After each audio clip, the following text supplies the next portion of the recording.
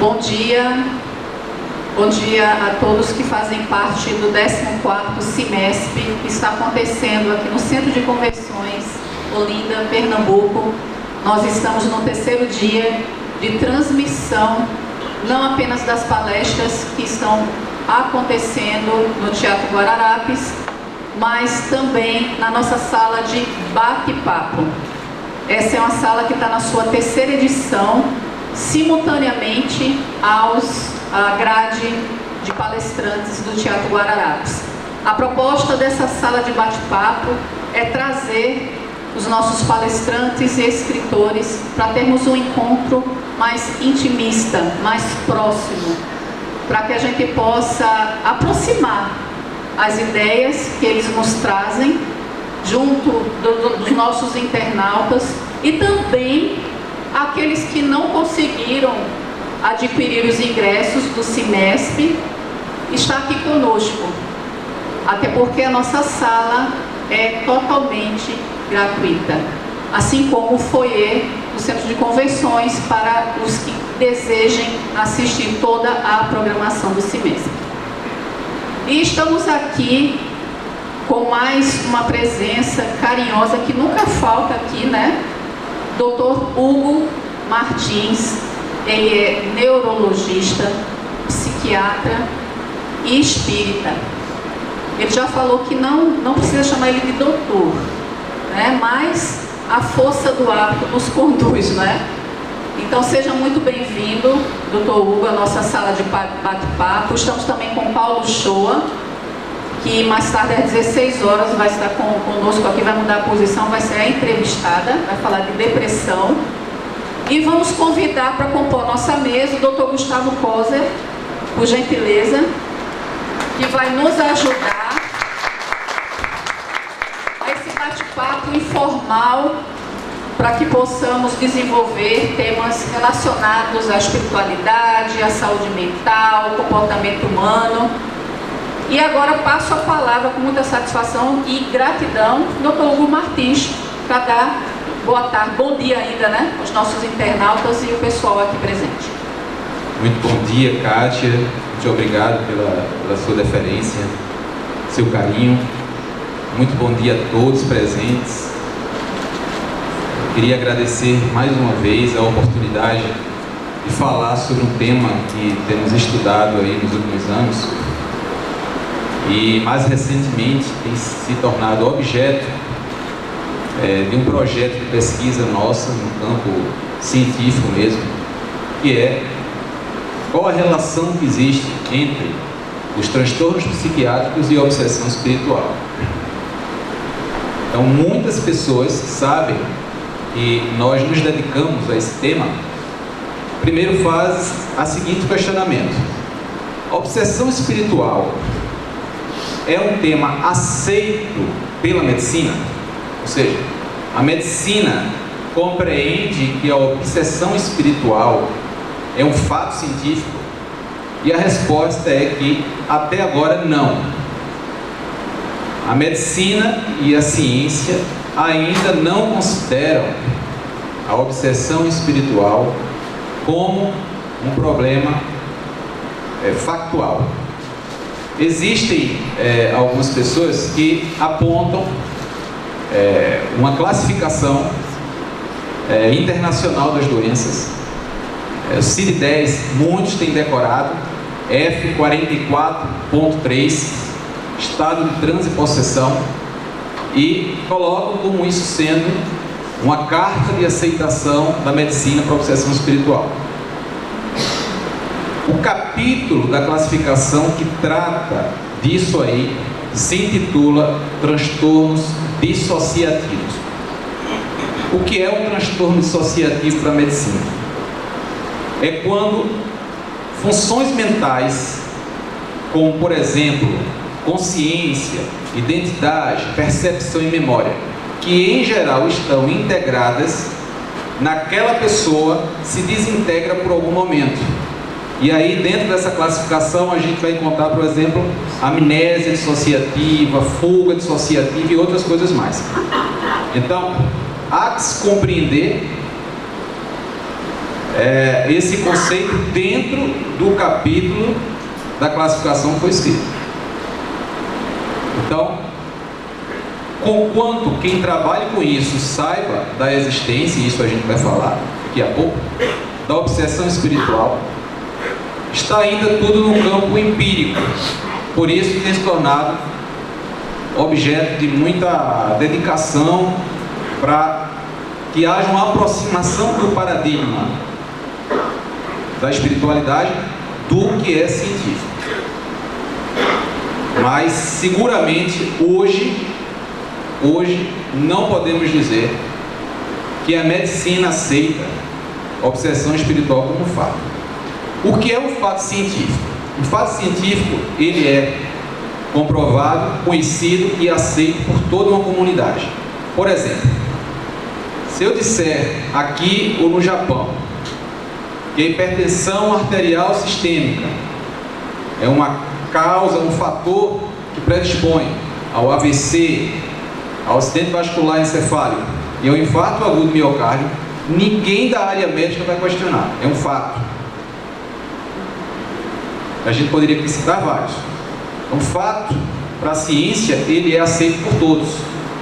A obsessão espiritual, quando você aponta para essa questão da classificação internacional das doenças, não vai ser aceito por todo mundo. Digamos que ele vai ser rejeitado pela maioria. Então não podemos, consequentemente, dizer que é um fato científico. O que não quer dizer que não devamos estudá-lo, aprofundar o tema e utilizar as ferramentas que nós dispomos dentro da investigação científica para tentar, quem sabe, daqui a algum tempo, poder comprovar isso de forma mais concreta. Existem algumas dificuldades nesse campo, a saber, o problema mente-cérebro não foi resolvido ainda. Nós ainda não solucionamos a questão mente-cérebro. Então, há bons pesquisadores, pessoas renomadas no mundo acadêmico, que acreditam que a mente seja o produto da atividade neuronal. Ou seja, a mente, ela é o produto da atividade elétrica cerebral. E existem alguns cientistas que acreditam que o cérebro é apenas um instrumental e uma ferramenta que é utilizada por uma consciência e não necessariamente estará utilizando aquele arcabouço físico. Não dá para dizer que está definido, o jogo não está definido. E esse é um grande entrave. Por quê? Se nós acreditamos que a obsessão espiritual é a influência de um espírito, uma inteligência que está fora do corpo, por alguém que está encarnado, eu tenho que acreditar, consequentemente, que o cérebro é só um instrumental. Mas isso não é um fato que ainda cientificamente está resolvido. Existem alguns indícios, e nos últimos anos tem se investigado muito, a questão da sobrevivência da nossa consciência fora da estrutura cerebral. Existia um cientista holandês chamado Pim van Lommel, que no ano de 2001 publica um artigo na revista britânica The Lancet, que é uma revista médica muito conceituada, e ele publica o resultado de um estudo que ele fez com 344 pacientes que sobreviveram à parada cardíaca e relataram experiência de quase morte. Quando o indivíduo tem uma parada cardíaca, depois de alguns segundos, o sangue deixa de chegar no cérebro e o indivíduo perde a consciência. Ele estudou indivíduos que sofreram uma parada cardíaca e 18% dos 344 pacientes, quando retornaram, referiram que tiveram experiências muito interessantes. Alguns viram túneis com luzes brilhantes, outros viram parentes já falecidos, outros sentiram que o medo da morte para eles não existia mais. Eles sentiam uma sensação de não querer voltar para o corpo. Alguns sentiram, inclusive, que quando retornava para o corpo, sentia como se estivesse sendo aprisionado. E um relato muito interessante desse estudo é de um cidadão que é encontrado em coma no meio da rua e é levado pelo serviço de resgate para o hospital de urgência. Quando ele chega lá, em coma, a enfermeira que vai dar a primeira assistência a ele, nota que ele tem uma prótese dentária, tira a prótese para entubar o paciente, entuba, faz todo o procedimento de ressuscitação cardiopulmonar, o indivíduo é transferido para a UTI e depois de vários dias, muitos dias, quando ele está melhor e vai para a enfermaria de cardio, a enfermeira vai fazer uma visita ao paciente e quando ele chega no quarto, ele aponta para ela, falando com outras pessoas, e diz: ela sabe onde está a minha dentadura. Foi ela que, quando eu cheguei, ela guardou numa gaveta de um armáriozinho que está cheio de frasquinho, tudo, e relatou toda a cena que ele tinha consciência enquanto o cérebro dele estava sem funcionar. Então, a grande pergunta que se faz no final desse artigo é: como pode a consciência estar tão bem preservada no momento que o cérebro está sem funcionar? Então, a consciência, de repente, pode estar funcionando sem o equipamento cerebral. Fora o Dr. Pim Van Lommel, outros cientistas renomados, como Samparnia e tantos outros, fizeram estudos na mesma linha. E todos eles chegam à mesma conclusão. E o mais interessante é que, embora alguns cientistas, por exemplo, tem um experimento com um capacete, chama-se capacete de Deus. Ele coloca um capacete no indivíduo, estimula eletricamente, e o indivíduo tem as percepções que essas pessoas que tiveram EQM têm. Aí o grupo que acredita que tudo vem do cérebro diz: tá vendo? Se nós estimularmos certas áreas do cérebro, a pessoa vai ter as mesmas sensações. Mas aí que vem a grande situação, que os pesquisadores que advogam que a consciência existe independentemente do cérebro colocam. As pessoas que sofreram EQM verdadeiro, elas modificam a sua personalidade, elas modificam o seu jeito de ver a vida. E eu tive a oportunidade de conhecer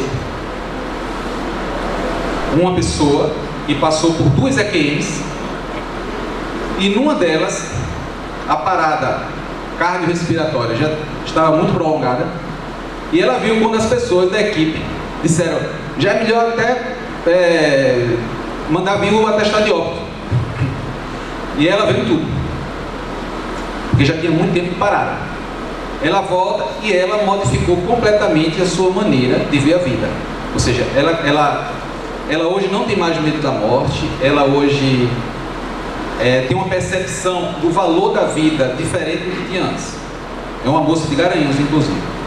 Então, o que se observa é que, independentemente da cultura onde o indivíduo está inserido, independentemente do país, de tudo, a experiência, o conteúdo da experiência é muito semelhante. Por quê? Essa moça, ela diz que, quando teve a EQM, sentiu a presença de alguns dos seus antepassados que já haviam falecido. Sendo que, curiosamente, ela pertence a uma determinada corrente religiosa que acredita que, depois do desencarne, o indivíduo vai ficar dormindo eternamente até o dia do juízo final. Então, aquilo, teoricamente, não podia ser um produto da sua crença, já que a sua crença é contrária ao fato dela estar tendo um contato com pessoas já falecidas. Então vejamos que é um campo muito aberto de estudos e que eu coloquei esse preâmbulo para dizer que, quando se considera que a obsessão espiritual ela é causa de alguns transtornos dentro da psiquiatria, temos que colocar primeiramente que não é um fato aceito pela comunidade científica como se apregou aos 4 ventos. Gostaríamos muito que já tivéssemos essa abertura. Porém, existem dificuldades epistemológicas de você comprovar determinados fenômenos que fogem à instrumentalidade que possuímos dentro do campo da ciência. É como se tivéssemos um paradigma que é o paradigma espiritual, tivéssemos o paradigma material, e como é que eu vou provar uma coisa que está numa outra esfera, dentro de uma esfera absolutamente material, como é o nosso paradigma cartesiano, extremamente materialista. Então não devemos ter pressa, devemos fazer as coisas de forma que elas fiquem mais amarradas, porque as pesquisas nos últimos 20 anos têm se aprofundado sobre o tema, e acreditamos que daqui a algum tempo isso vai de alguma forma cair dentro do colo da maioria dos pesquisadores que se interessam pelo assunto. Só para finalizar essa introdução da gente, o que é que acontece muito dentro do mundo acadêmico? As pessoas com que eu converso e que têm uma experiência, que têm uma condição científica de colaborar no tema, eles dizem: olha, Hugo, eu entendo a tua colocação e até acho que pode até ser que seja assim, mas eu não tenho interesse de dedicar meu tempo para isso. Vocês conseguem? Eu não tenho interesse de passar meu tempo estudando esse tipo de coisa. Então, muitas pessoas dentro do mundo acadêmico simplesmente não têm a menor disposição de estudar o assunto. Então, colocando logo essas dificuldades iniciais que temos em estudar o assunto, coloco a Kátia aí para que ela possa conduzir as perguntas nesse sentido. Doutor Hugo, estávamos aqui realmente bebendo dessa fonte e temos muita consonância, né? Principalmente eu e Paula, que trabalhamos na área da saúde também, somos psicólogas, e tem um tema que a gente até trouxe para o Dr. Décio. O Dr. Décio generosamente também esteve aqui na sala de bate-papo. E a gente trouxe um tema para ele, dentro desse tema, que pode ser um subtema, né, sobre o tratar e o cuidar. Quando nós temos os paradigmas espirituais, o paradigma espiritual e material no trato do ser humano, como é que fica o limite do tratar e cuidar dentro da sua experiência pontual médica, né? Já que vai dar também alguns desdobramentos para os que trabalham na área de saúde de forma geral. Bem, Kátia, curiosamente, semana passada eu estava pensando sobre o assunto. Eu vou fazer, perto de fazer 20 anos de formado, e ainda estou aprendendo sobre isso. Acredito que não seja fácil definir isso de forma muito, concreta e definitiva, porque às vezes você sente intuitivamente o desejo de acolher de forma mais ostensiva um indivíduo que passa por uma situação que você está vendo ali que ele não vai sozinho dar conta. Então você toma aquela atitude que é até um pouco mais paternalista, para que você possa conduzir a situação e que tenha um desfecho que seja melhor. Claro que a Carla aí estava dando uma palestra, fazendo uma fala muito interessante sobre algumas questões que são da compreensão de que o indivíduo, cada um, tem que por si mesmo trilhar o seu caminho do autoconhecimento, do autoaprimoramento, seu caminho de evolução, sendo que nós, enquanto criaturas ainda muito atrasadas espiritualmente, nós necessitamos quase continuamente do apoio externo. Dificilmente, tem muitas pessoas que dificilmente alcançarão a solução das suas problemáticas, seus conflitos, se não for com o auxílio de alguém. Vejamos, o Cristo colocou o seguinte: quem quiser vir após mim, tome a sua cruz, renegue-se a si mesmo e venha. O Cristo não disse que ia levar a cruz dos outros. Cada um tem que carregar a sua própria cruz. Muitas vezes queremos delegar para o outro o compromisso e a responsabilidade que é nossa. Isso é uma grande armadilha, porque o indivíduo não vai alcançar a felicidade. Então a busca ela é muito pessoal, a cada um segundo suas obras.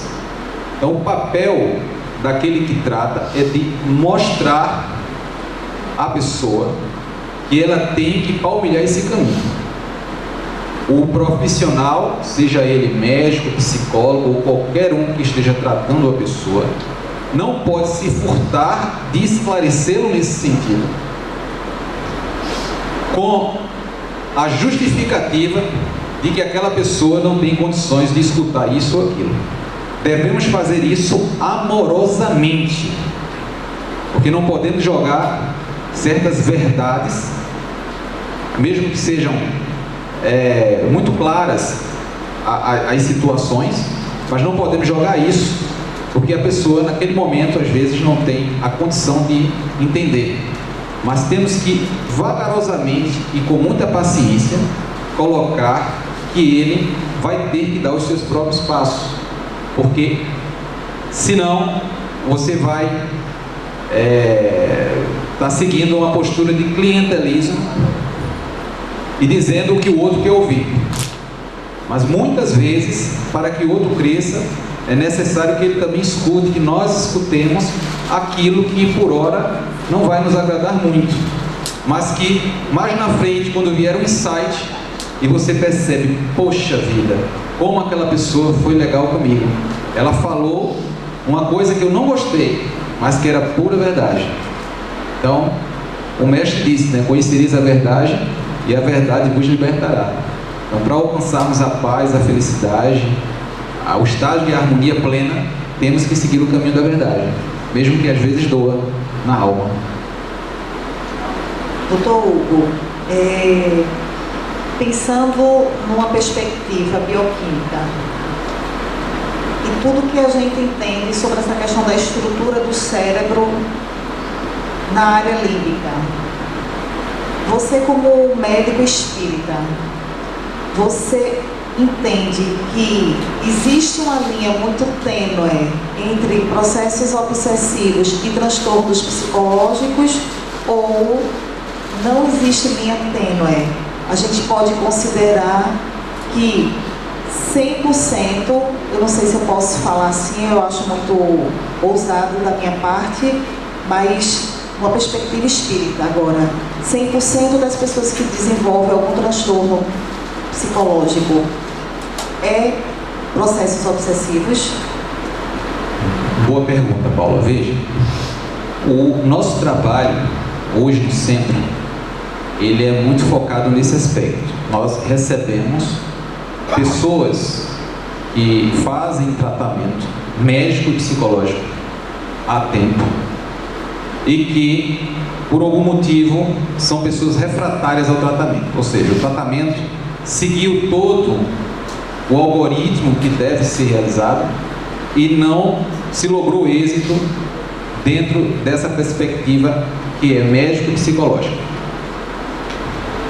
Inclusive, para entrar no nosso estudo, nosso trabalho, tem que ter seguido toda essa sequência, porque muitas vezes as pessoas acham que por ter o conhecimento espírita tudo é espiritual. Come uma feijoada, tem uma diarreia, foi um espírito que... Então começa a colocar tudo nas costas do espírito. Então existe, talvez, isso é uma crítica positiva que a gente tenta fazer, é que não podemos colocar tudo na conta do obsessor, porque às vezes a pessoa é tão problemática que nem o obsessor aguenta ficar junto, ele se afasta, ele não aguenta. Então o que observamos na prática é um percentual grande de pessoas que nos são encaminhadas com a interrogativa que seria a obsessão espiritual. Grande parte tem problemas de conflitos existenciais, de aceitação, por conta do orgulho e etc e tal, e termina muito secundariamente atraindo para o seu campo de ação criaturas que estão ali no astral e que, enfim, se ligam por uma identificação de faixa vibracional, mas a raiz do problema está na sua conduta, porque a partir do momento que extirpar o orgulho, o egoísmo e outras coisas mais, não vai ter mais a sintonia. Então, uma boa parte, o problema se assesta no próprio ser. E uma fração menor seriam processos obsessivos graves e gravíssimos, que aí contribuem para a desestruturação da sua parte mental, consequentemente da sua estrutura física. Porque as alterações que acontecem no campo bioquímico, no campo das redes neurais, elas acontecem, nesse caso da obsessão espiritual, já numa fase mais tardia, como consequência de todo o transtorno pelo qual passa a pessoa. A obsessão espiritual, aquela quando a gente afasta todas as outras causas e a gente identifica como sendo a obsessão espiritual mesmo, tem pessoas que nos referem que durante a parte mais grave do processo obsessivo achavam que iam perder a linha entre a realidade. Então, são casos graves, mas que são minoria. Então, o que nós vemos?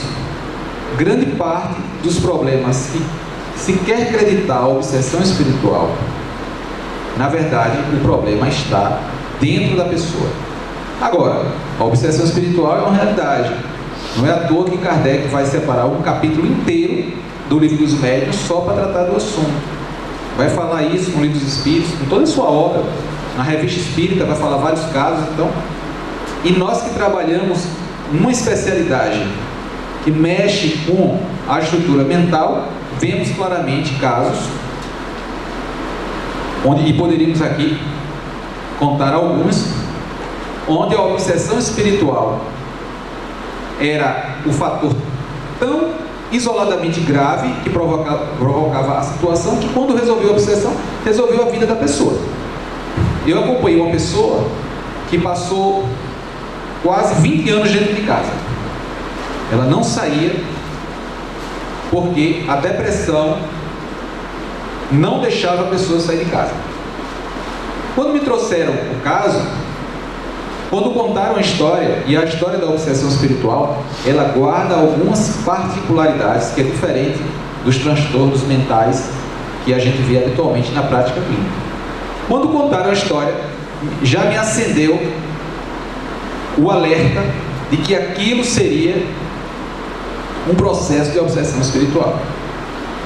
Ela passou 19 anos, quase 20 anos sem sair de casa. E depois, para não encurtar a história toda, que a história é muito longa, do tratamento, ela tem uma vida completamente normal. Se eu soubesse que hoje ia falar a história dela, eu ia pedir para ela vir aqui para ela contar uma parte da história que passou. Então, esse é um caso de obsessão espiritual, porque identificamos o obsessor, conversamos com o obsessor, depois de muita peleja, porque nós não temos condições morais de aconselharmos um obsessor a seguir o caminho do bem. São espíritos benfeitores que se aproximam do nosso campo de ação e fazem isso. O que é que eu iria dizer para o espírito que está ali induzindo a pessoa a perder a sua encarnação? Eu não tenho condições, eu não tenho moral para chegar para ele e dizer, mas os espíritos superiores sim, e se utilizam do grupo de trabalho para poder acolher amorosamente aquele que está na situação hoje de algoz, mas que quem sabe no passado foi uma grande vítima daquela criatura. E também não é mágica, e não é você chegar assim um dia, fazer uma sessão no centro e resolver o problema. Isso aí é ilusão. São várias e várias sessões, várias semanas, onde tem que haver persistência e fé daquela pessoa ou de quem está próximo a ela, de que a coisa vai acontecer. Então, depois de um tempo de tratamento, ela foi se recuperando, até chegar ao ponto dela participar como voluntária da Casa Espírita, fazer campanha do quilo, tá? E é outra pessoa, é como se fossem duas pessoas completamente distintas. Então, temos um catálogo de casos como esse. Então, são os casos onde a obsessão espiritual ela é a parte principal da história da vida da pessoa. Existem vários onde a pessoa não quer mudar, se beneficia daquela situação de vitimização para controlar e manipular até os familiares e chega querendo colocar a culpa no obsessor. Aí é outra coisa. Por isso que é um campo que tem que ter sempre um cuidado muito grande, uma análise muito criteriosa, para que você possa estar, vamos dizer assim, concentrando a sua energia no que realmente é interessante para o grupo espírita que trabalha com isso, e para a pessoa e para os familiares. Porque também aquela pessoa que vem com essa situação, ela tem que escutar da parte do grupo que trabalha com isso a verdade, para ela saber que ela não pode estar indo no grupo e outro mentindo.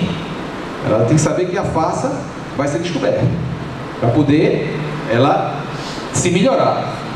Não é só passar a mão e dizer, né? Tem que dizer isso também, mas simples, depois de muitas avaliações e muita certeza, porque tudo nesse campo tem que ser feito com muito cuidado, com muito critério, com muito amor, porque estamos sempre diante de uma pessoa que, quer queira, quer não, está em sofrimento. Porque mesmo uma pessoa que vive dentro de um universo que é de ilusão, é porque está sofrendo. Porque ninguém que tenha já a consciência do que é a vida e do que é o propósito da sua existência vai estar perdendo tempo consumindo a própria existência com isso ou trazendo sofrimento para os que vivem com ela. Passar a palavra para o Dr. Gustavo, está fazendo parte aqui da nossa sala de bate-papos, por favor. Hugo, assim, é amigo meu e não tínhamos combinado de eu participar, mas essa intuição dele disse, não, me deixa no cantinho ali, você tem a experiência sua de passar. Mas assim, como médico, eu acredito que até mesmo nós profissionais passamos por várias EQMs, né? Não no sentido de uma parada cardíaca.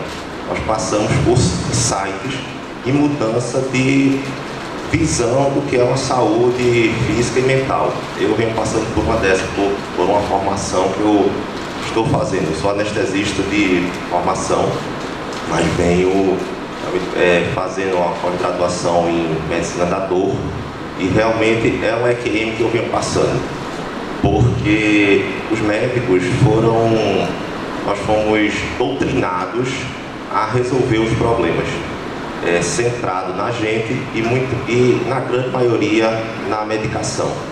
Aqui, não que a medicação não deva ser feita, é outro preconceito que eu vejo muito, às vezes, nos movimentos religiosos, um alarde de quem estivesse tomando a medicação estivesse em desequilíbrio. Desequilíbrio, tem várias pessoas precisando de medicação. Eu sou amigo de Hugo e paciente também. Então, tem várias pessoas que precisam e não necessariamente você é pior ou melhor que alguém que esteja fazendo uso e procurando a medicação que existe. Então, para concluir, para deixar o Hugo continuar, realmente a partir de agora, assim, depois eu tenho quase 24 anos de formado, mas como anestesista realmente eu não tinha nenhuma oportunidade de dividir assim uma experiência de um paciente doente com outros profissionais, porque realmente é uma coisa muito técnica e acaba naquele momento você não tendo, na dor não. Então, a partir de um tempo para cá, realmente o meu discurso que eu fazia, porque achava bonito dizer que a medicina é holística, tem que ter um psicólogo, tem que ter um fisioterapeuta, que tem que ter um educador físico. Eu agora tenho certeza, completa certeza, que nós não conseguiremos dar o melhor para o paciente se ele não se alertar disso e saber que ele é co-participante. Ele não pode se sentir na vítima de chegar e querer tomar um comprimido e resolver a vida dele. Não vai. Bom, vamos abrir agora, né, para que o nosso público, vocês não estão vendo, que estão aqui nos assistindo no Facebook, nas redes, nas páginas, né, das redes sociais, que é o CIMESP, o Memorial Chico Xavier, mas temos aqui um público grande que veio nos prestigiar, e vamos abrir aqui para que vocês façam perguntas a doutor Hugo, até doutor Gustavo também, né? Doutor Gustavo poderia? No complemento, tudo bem. Quem gostaria? Rafael, né? Rafael. Boa tarde, Rafael Campelo. Vou iniciar a pergunta, no entanto, vocês já podem ir levantando as mãos que eu levo o microfone para vocês. Doutor Hugo, sabemos que existe um fator hormonal para a esquizofrenia. Se eu não me engano, é o excesso de dopamina, não lembro bem. E aí, o excesso de dopamina causa a esquizofrenia e a diminuição mal de Parkinson, se eu não me engano, é a dopamina. Pois bem, sabemos que isso é físico, orgânico. No entanto, qual seria a correlação, se porventura há essa correlação? Será que haveria a possibilidade de um espírito obsessor influenciar na produtividade orgânica, hormonal dos neurotransmissores? Veja bem, Rafael. A pergunta de Rafael dá uma palestra toda de 1 hora.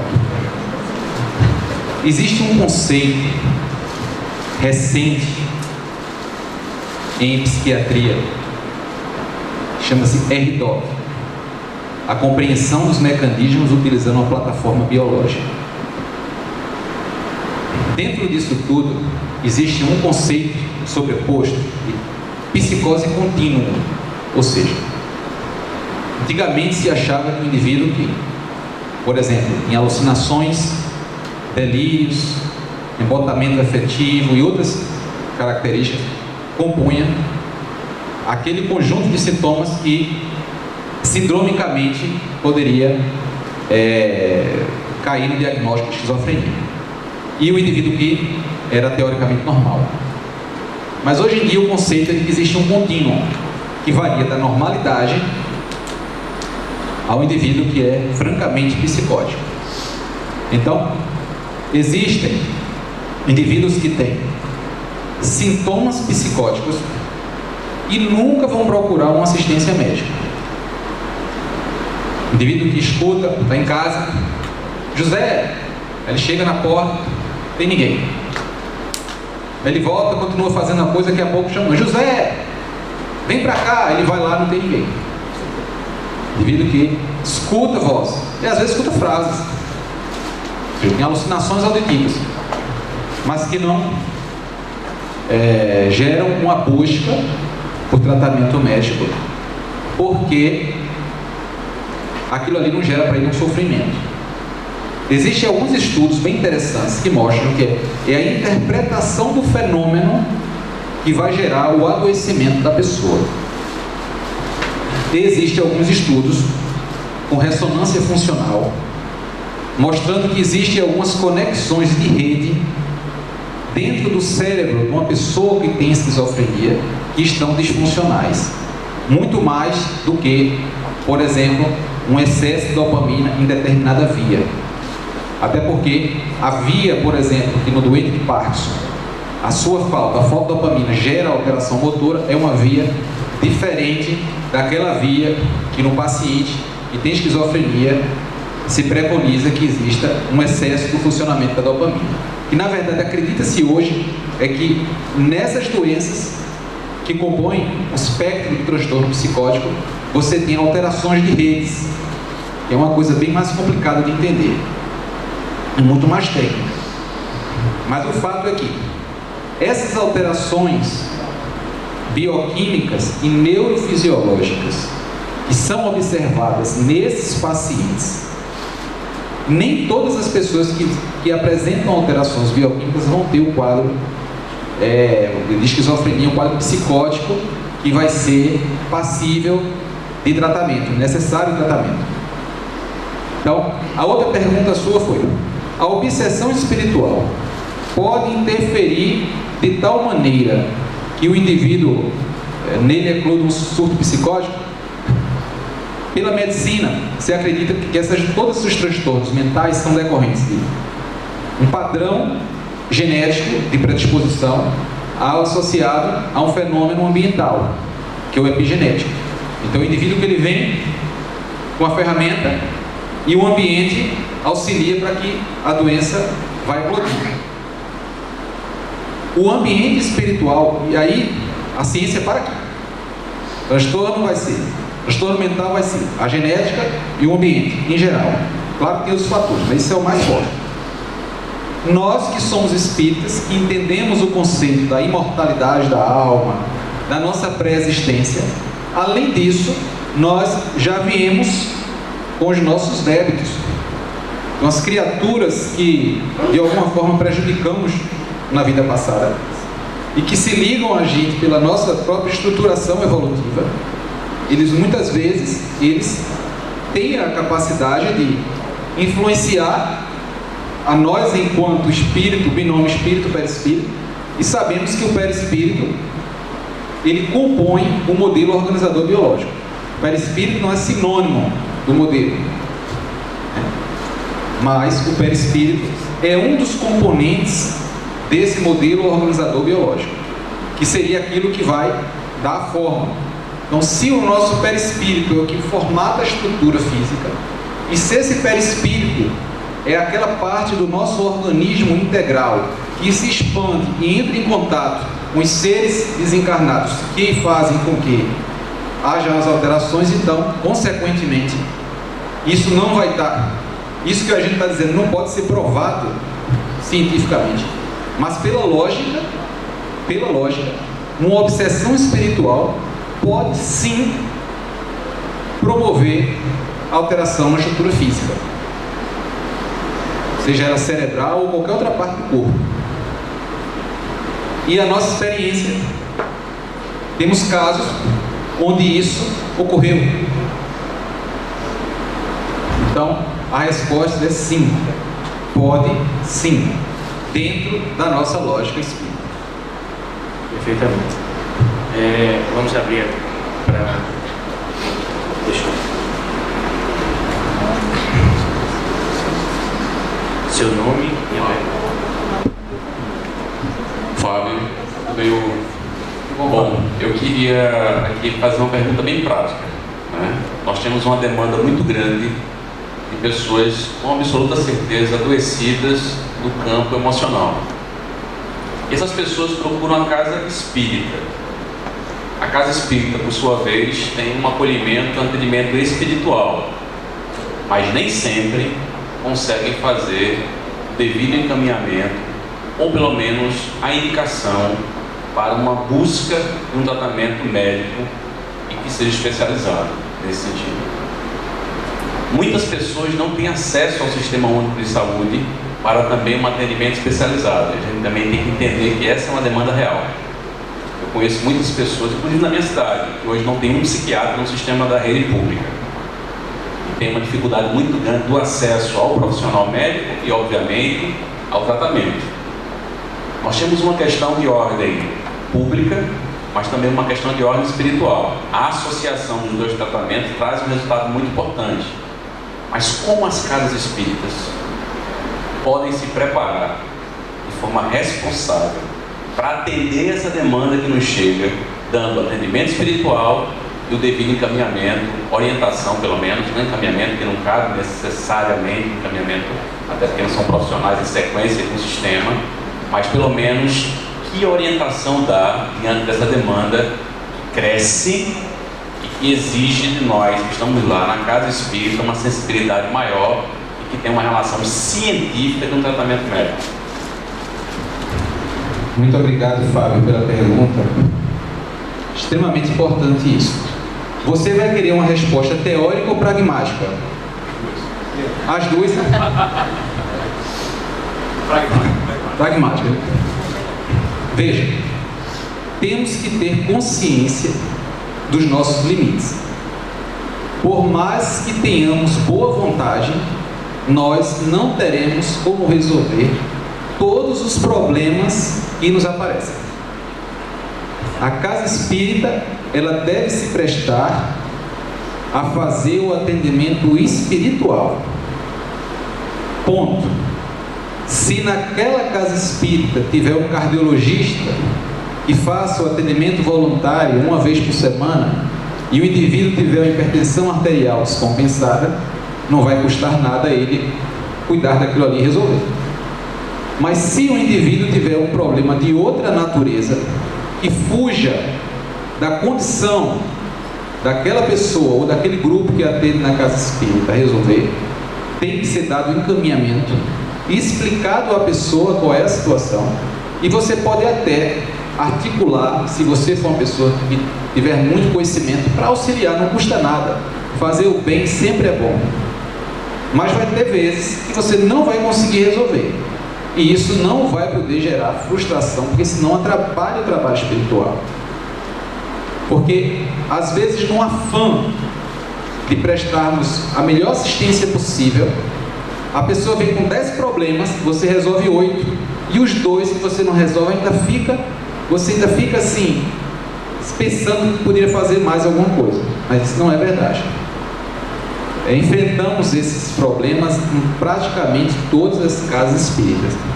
A situação social que vivemos, as dificuldades que são apresentadas todos os dias, elas seguramente resultarão numa demanda de problemas que é muito maior do que a capacidade da casa espírita, enquanto instituição com aquele fim, tem para resolver. Então, eu acredito que deva haver, em cada casa espírita, pelo menos, um psicólogo para atender às demandas da própria instituição, se reunir com os voluntários e colocar para eles, para os voluntários, essa questão. O Clóvis fez uma pergunta, Carla: qual é o limite entre você ter esse tipo de consciência e você se tornar de repente uma pessoa que está ali para fazer número, que não se preocupa com os outros? Se chama bom senso. Temos de ter bom senso. Muitas vezes, no nosso atendimento, já virou o dia. Começamos a atender na segunda e já é terça. E chega alguém que não estava marcado e as pessoas responsáveis dizem: olha, não vai dar para esperar, porque a pessoa está com discurso suicida. Aí eu vou fazer o quê? Mandar a pessoa vir na outra semana? Não pode. Então, bom senso. Aí você vai ter que resolver. Aí você dorme depois menos, para começar o outro dia. Se vira. Mas aí você tem que sempre utilizar a questão do bom senso. Se tivermos o bom senso, nós não teremos tanto conflito, porque vamos entender, inclusive, que aquelas pessoas estarão passando por determinadas situações por necessidade de evolução. Temos andado aí muitos lugares no mundo e temos visto que quanto mais dificuldade nós temos nessa vida material, a nossa tendência é da transcendência, e que quanto mais facilidade nós temos, mais a gente relaxa e se acomoda no nosso processo de caminhada espiritual. Se você tem uma pessoa que resolva todos os seus problemas a qualquer hora, você não se mobiliza. Se você diz: olha, você tem que ir naquele dia, naquele horário, se você não for, você perde, você fica sem.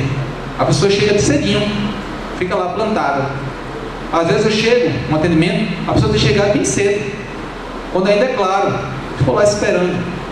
Então tem todos esses lances que devem ser vistos. Mas, só para fechar essa questão, Fábio, eu acredito mais que isso está no inconsciente do espírita, porque a bandeira que Kardec hasteou, que é tão linda e maravilhosa, que é fora da caridade não há salvação, e que todos nós abraçamos de forma tão sincera, nos leva a termos um sentido de empatia tão grande pelo semelhante, que é maravilhoso também isso, que nos colocamos nessas indagações que você colocou. Então acho que isso é extremamente produtivo, é extremamente pertinente. Só o detalhe de termos a consciência de que não poderemos fazer tudo Mas isso não quer dizer que devamos cruzar os braços e aceitarmos tudo como natural. Temos que continuar lutando pela melhor condição disso tudo, mas só na consciência de que temos os nossos limites. Só avisando o pessoal que está no Facebook, nós demos uma paradinha, não é isso, Reinaldo? Mas retornou agora. Mas não se preocupem que tem uma gravação inteira aqui, existem outras câmeras e a gente vai disponibilizar todos os vídeos na página do YouTube do Memorial Chico Xavier Rádio TV Web. E vou passar aqui para o Dr. Gustavo, que está aqui nos acompanhando, nos ajudando aqui na mesa. Ele quer fazer uma complementação, não é isso? A pergunta muito boa de Fábio Barros. Por favor, Dr. Gustavo. Primeiro, complementar aqui ao amigo falou de mudança dos neurotransmissores. Plasticidade a gente está fazendo a todo momento. Então, seja de influência invisível, seja de influência que a gente vê, a gente está falando, nossos neurônios estão sempre mudando de conformação. E se você excessivamente focar em determinados pensamentos ou conduta, seu padrão neuronal vai mudar completamente.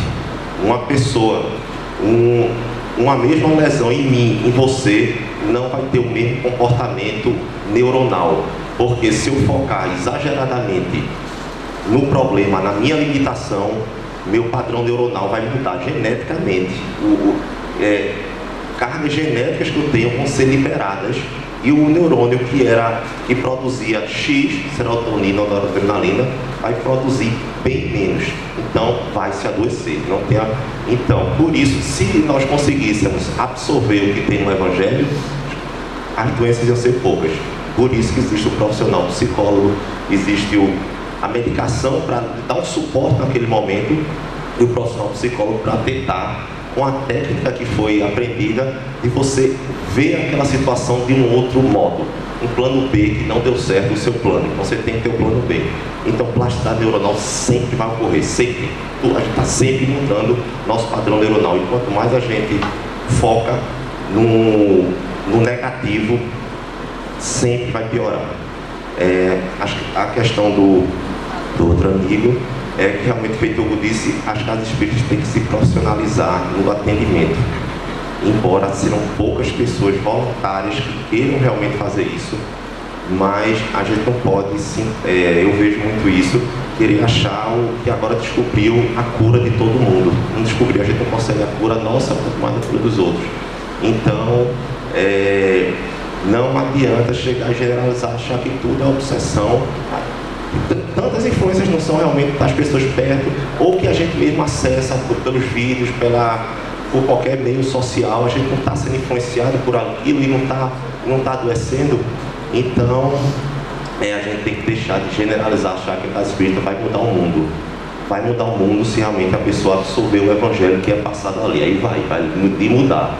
Mas não a gente criar uma dependência na pessoa, criar uma bengala exagerada, achar que você frequentar ali ou você ter contato com aquele médium, você vai ser uma pessoa melhor. Você vai ser uma pessoa melhor se você absorver o que é passado ali, seja pelo médium ou não. Tantos outros palestrantes que não são médium, mas que aquilo vai dar um start e vai ser um EQM para você.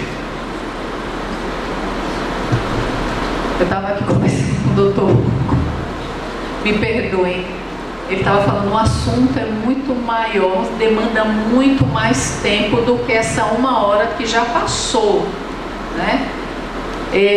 Mas pelo menos demos as sinalizações, doutor Hugo generosamente, doutor Gustavo generosamente, as contribuições que recebemos aqui dos ouvintes, já é um material, já são elementos para a gente aprofundar nas nossas profissões, nas nossas atividades espíritas e humanas, de como podemos avançar no trato com o outro, né? Empaticamente, espiritualmente, profissionalmente, não esquecendo de nós mesmos, já que somos curadores, mas também feridos. Doutor Hugo, gratidão, é muito pouco, né? Para esse tempo que você disponibilizou. Vou passar aqui Dr. Gustavo também, né, que vem acompanhando a Dr. Hugo. Vou passar a palavra para as suas palavras finais, os momentos finais para despedir da nossa audiência e o pessoal que está aqui na nossa sala. Lembrando que à tarde temos mais convidados. André Trigueiro. Temos também Me Ajuda a Produção. 1 hora agora teremos Wagner Moura e Clarissa Luz, do Fraternidade Sem Fronteiras. Isso. André Trigueiro, Adeilson Salles, o Fábio, a Paula, o Shoa. Rafael Lavarini vem ainda? Rafael Lavarini, todos estaremos juntos aqui fazendo um fechamento extraordinário de perguntas também que vocês vão poder interagir. Estejam conosco, porque será um trabalho ímpar e importantíssimo desse semestre e para nossas vidas. Então chamem seus amigos, quem ainda não acessou a página do Memorial Chico Xavier Rádio TV Web, uma produção, uma construção do Grupo Espírita Seara de Deus, chamem para acompanhar agora à tarde toda a nossa programação. Doutor Hugo, por favor. Muito obrigado, Kátia, por todo o carinho. Queria agradecer aqui a todos vocês por terem separado aí um tempinho do domingo, né? Que é um dia preciosíssimo de descanso, para virem até aqui. Minha gratidão profunda por todos vocês. E dizer que no nosso canal, Luz da Espiritualidade, no canal do YouTube, a gente vai estar postando mais coisas relacionadas a esse tema do que os temas gerais. Tá bom? Um grande abraço a todos vocês e muito obrigado.